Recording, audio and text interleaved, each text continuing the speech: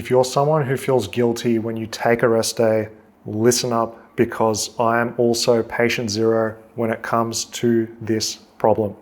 Now, you're smart. You understand that when we exercise, that's when we stimulate, we break our body down, our muscles are damaged, our nervous system is depleted, and that's what we need. We need to stress our body, push it beyond the comfort zone, ideally a little bit more than last time, to a threshold that doesn't injure us, doesn't cause pain, but at the same time, those rest days are where the real magic happens.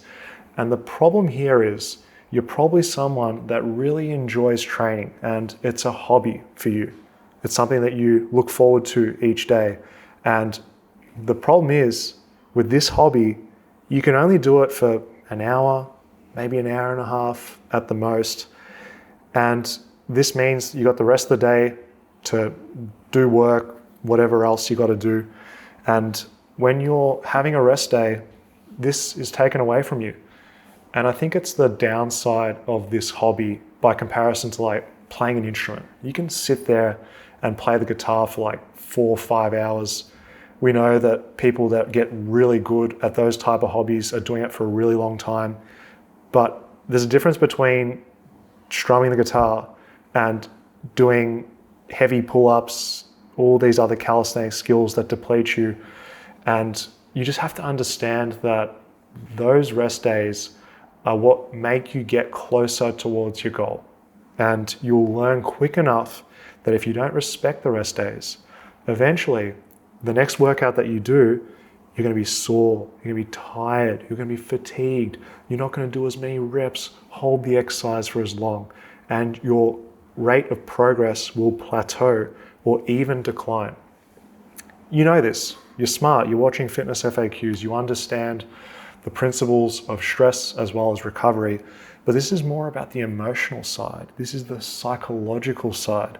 It's very complicated here because you might be training socially with other people. This might be the one thing that gets you out of the house for the day, gets you outside in the park.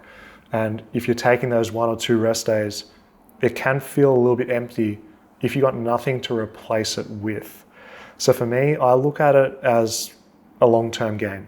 I think if you've been training for more than a few years, you'll understand that passion, motivation, it comes in waves and it's not always going to be peak. So oftentimes the people that feel guilty about taking a rest day haven't been training for too long, because you'll eventually realize that if you want to be doing this 5 days a week for the rest of your life, you got to take those rest days, because you literally couldn't do 7 days a week indefinitely.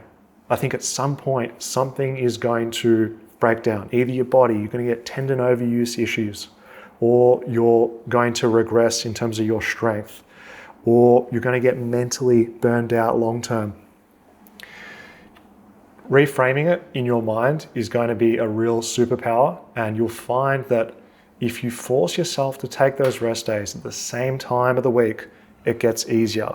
When you actually go into your workouts, I want you to think in the front of your mind, I am improving now because of my ability to take a rest day. You got to convince yourself, and it's the actual truth, that you doing less is actually doing more help for your body, more progress, more motivation, more inspiration, more longevity, more sustainability. That's why you're feeling guilty in the first place. And I think it's okay to have those feelings, but you really need to treat yourself how you'd treat someone else. How would you coach someone else in your position? Would you tell them, I want you training every day, and if you don't train every day, you should feel bad about it because you're not committed? If you want real progress, you got to be working hard 24/7. Come on, type A personality, let's go, mate.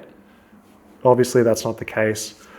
You will find over time it does not always get easier, and the feeling of guilt might still be there, but it'll be a moment's thought, and you can recognize it, you can see it for what it is, and then you can coach yourself how you'd coach someone else.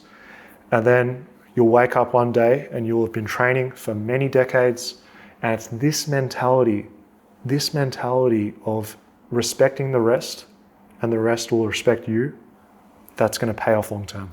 Good luck. In other news, I've got you a gift. I want you to click below to download my free full body calisthenics workout. I'll teach you how to get big and strong with old school bodyweight training.